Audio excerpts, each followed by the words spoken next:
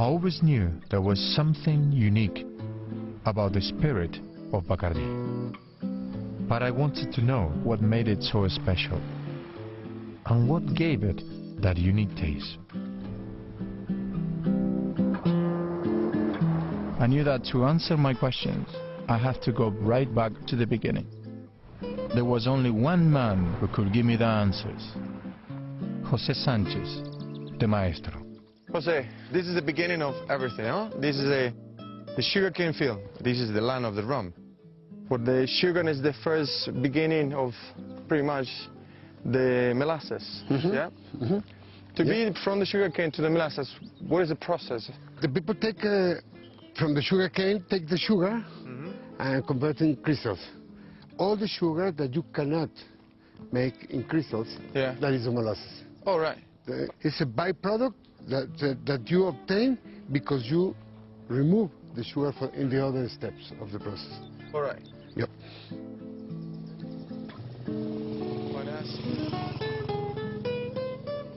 First, the men burn the land to get more nutrients to the soil, yeah? But the sugarcane was born with a seed. The seed is a piece of sugarcane. Let me show you a new seed. You can see, you remove it. Yeah. You can see. Oh yeah, I can see the nodes there. You cut it, you put it into the soil, and that's going to grow. Yeah. You cover with land, fertilize, and water. Sugar needs a lot of water. Lots of water. Horizontal. Horizontal. It's not vertical. Exactly. And how long will we start growing, do you think? In 2 weeks you have. 2 weeks you start. Wow, means you grow very, very fast. Yeah, yes. This is a new one. This is a new. Gracias, Jose. It's a pleasure. Spending time with Jose made it clear to me that the making of this superior rum begins in the sugarcane fields. I was eager to learn more.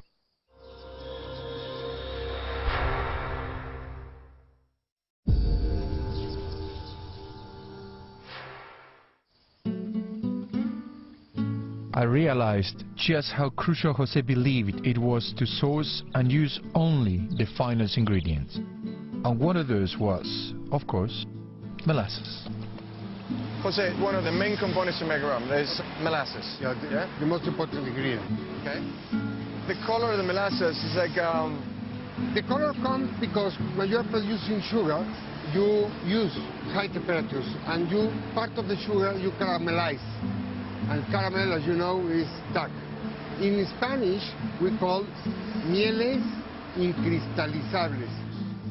How many liters of molasses you need when you convert it to alcohol or rum? With the sugar contents that we are using, you need between 4 and 5 kilos of molasses per 1 liter of alcohol. Wow, that's quite a lot. That's the yield. Kind of take the sample. Okay, come on. Wow. It's very rich, very caramel, it's beautiful. Jose, a couple of minutes ago I tasted the molasses and I noticed that it's showing a very strong caramel, burnt caramel taste. The first impression is sugar, of course. It's sweet, but also sour. It's a balance between sweet and sour.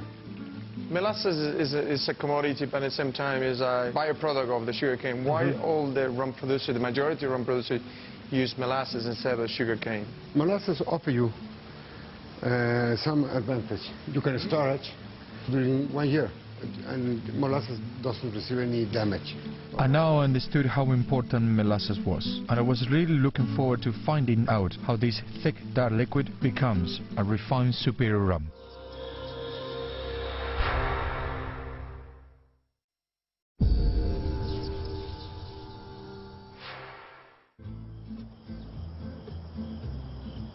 Yeast is an integral part of making any rum. And Bacardi has used the same secret strain of yeast for over 150 years. Jose, we're here to see the second ingredient, which is yeast, la levadura. Well, it's the most unique ingredient because a lot of people can use molasses as a raw material or water, but our yeast is just for us. Okay. Okay, it's secret. I call the Bacardi's army. I knew that no maestro de ron will ever reveal the secret of Bacardi's yeast. And it was this yeast, when mixed with molasses and water, that was a key to the Bacardi's unique fermentation and distillation process. Distillation is a very simple process because you only separate the different components with heat.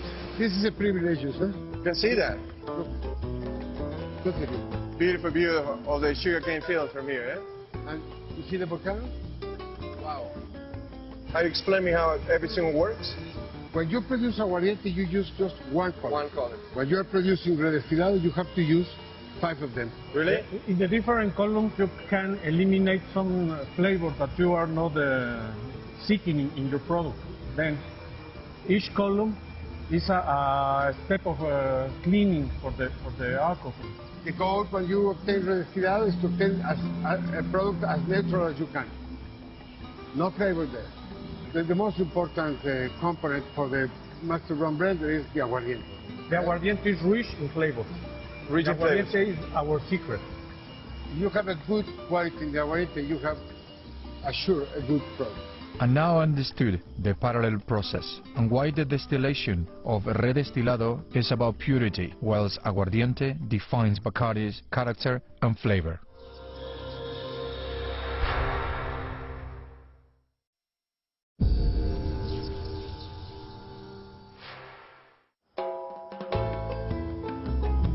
Jose reminded me that the aging process is key to reaching the specific flavor profile of each rum.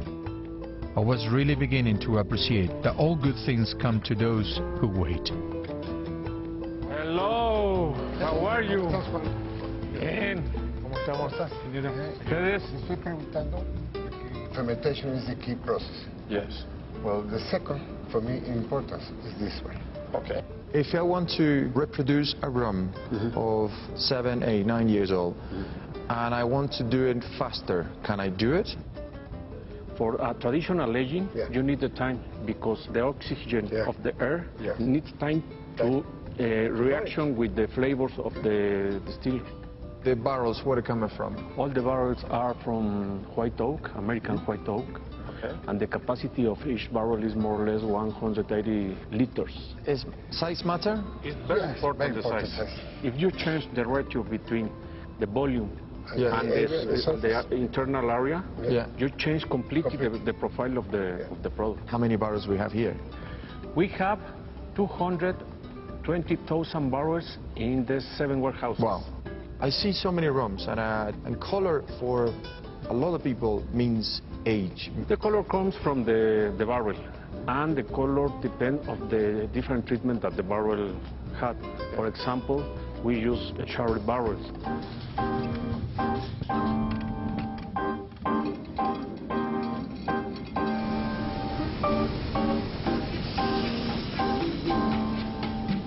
In this case, it's going to be injecting some fire. Yes, produced by gas. That flame produces the charcoal inside of the barrel. All right. That charcoal will impact in flavor and in colors as well. In a few minutes, you can change completely the profile. This is the way that the barrel finished after the treatment with the fire. Let me show you the charcoal. The charcoal changed the profile of the product, and the color of the product. Yeah. It smells beautiful as well. It's time to do some tasting.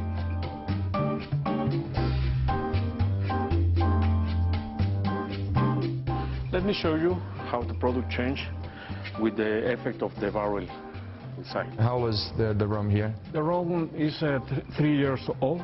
But that is aguardiente, yeah? In this case, it's aguardiente. Wow. 65% alcohol strength. The smell is phenomenal. The aguardiente lost the original characteristics, Yeah. and in this moment is smooth, is rich in flavors. Amazing. That's the color coming from the wood because it's been for a long, long time. Enjoy. Gracias, Juan. Gracias, José.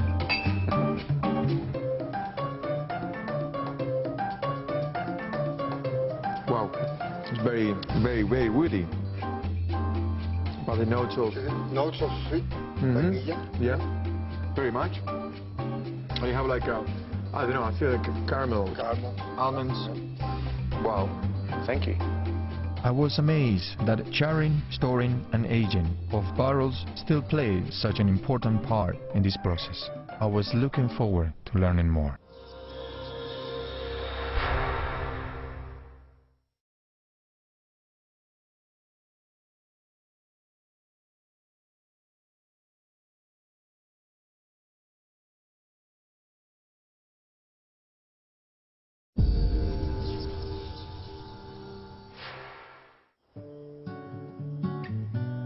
I knew they used charcoal within the filtration process, but I wanted to find out why and how crucial this was. Okay, Jose, tell me a little bit what we're doing here. Okay. We are now in a very important part of the process, is the filtration. We use charcoal as a filter because the key factor in charcoal is the capacity to absorb selective notes that we don't want in the rum. Okay. Not all the components are removed. Just certain all right. Oh, that's what you use in different charcoal for different things. Charcoal with different materials give to the master blender the capacity to balance the rums. Jose, for how long you've been using this process? This is one of the legacy of Don Facundo. When Don Facundo created the rum, he decided to use charcoal filtration because his goal was create a mellow and light rum. Okay. The charcoal is almost the same that Don Facundo used it 150 years ago. How many charcoals do you use for this? We have like 10 to 12 different charcoals. Okay. And you mix them together or no? This part of the process is secret. You want to tell me? Charcoal. Okay. Remember, we are the guardian. I don't make you any more daggers. Okay. Yeah. Okay. Bye-bye. Okay. Let me give you an example. You can see Yep. this is a Bacardi Superior with the natural color acquired during the aging. All right. You see, through the 3 filters in a row with charcoal, All right. and the filtered product, this is the final color. The benefit is you have a more smoother, mellow product after the filtration. Mellow, lighter. Yeah. It's ideal to make cocktails. Yes. I always thought filtration was kind of like, you know, when you're making a cocktail, you have your tea strainer would actually take the impurities, but in this case, it does that, but not only that, just remove certain things and reduce the strength of certain flavors. Yes, it's a very good analogy with the cocktails. I was really enjoying my time at Bacardi. Their passion for their product inspired me, and I was looking forward to learning about the next part of the process.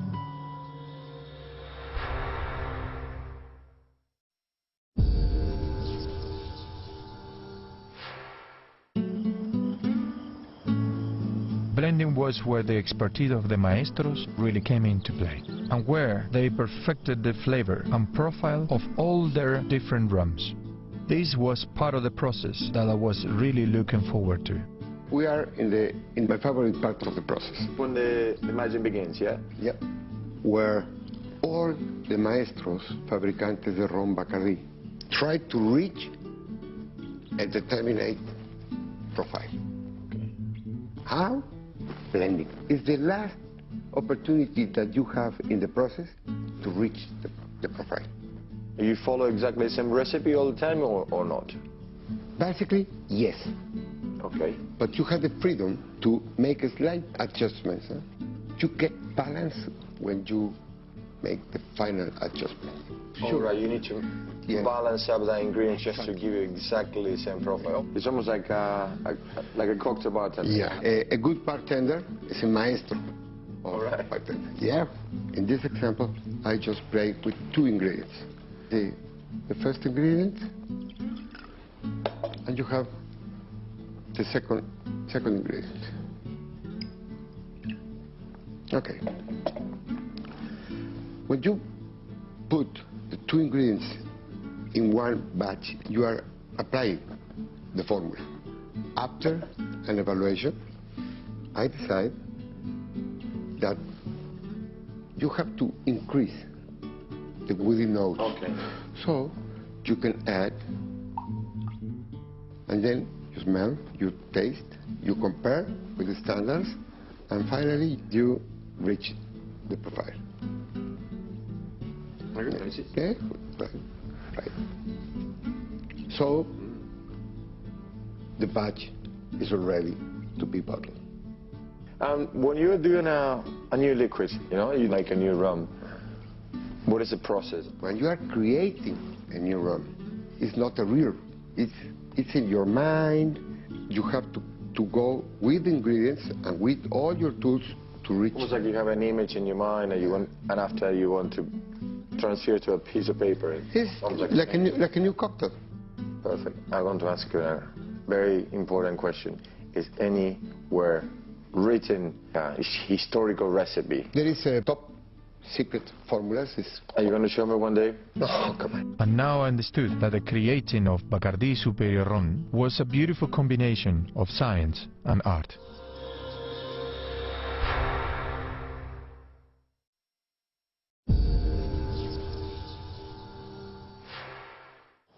We were nearing the end of the process, but I was eager to find out the final steps that ensure the quality and consistency of Bacardi's rum. First, Juan wanted to explain the portion filter. In this filter, we eliminate all the solids from the product. For example, pieces of wood, pieces of charcoal are eliminated in this filtration. We use a natural element produced by microorganisms, and the characteristic of this is that it never gives flavors or change the profile of our product. This is a key process because you obtain the pride of the product. Jose wanted to show me how a maestro used a tasting panel to guarantee the quality and consistency of the final product. Okay, what part of the process is here? What are we doing? It's how our quality control works. We have a group of panelists, 15 people who are experts to smell and to taste our own product. So I have a batch that I want to approve, and I want to know what's the opinion of the panelist group. So I am trying to compare with the reference. How close is this sample of this? So I compare.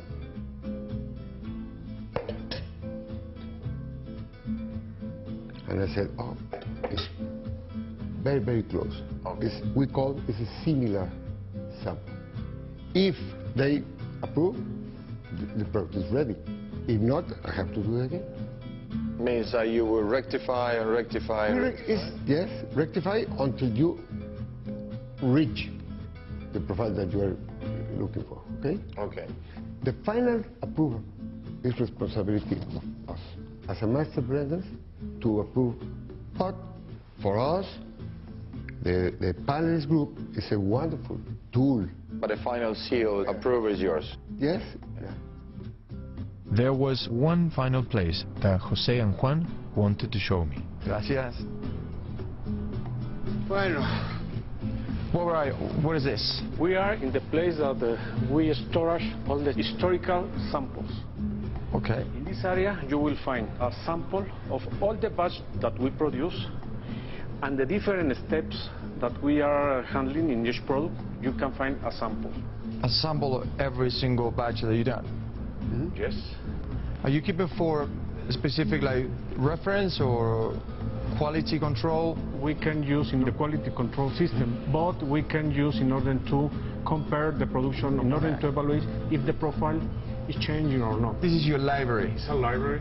Historical library. Historical library. And it's beautiful. You have everything from live or superior to gold. You have absolutely everything. Yes. Wow. Incredible. It's a privilege to be here. Yeah. I'd seen the art of creating Bacardi Superior rum right from the beginning. I felt privileged that I'd been guided through the process by the experts themselves, the maestros. Juan, Jose, thank you very much for the time. It's been an amazing experience and a wonderful journey. It's been a journey of knowledge, and I think I learned more about rum and the history of master blenders, maestros de ron. I don't have words to say thank you for all that. It was a pleasure to share with you all of this experience. Gracias, José. Let's go to the bar, no? Yeah. Time for a daiquiri. Okay. God bless you. Yeah. Okay.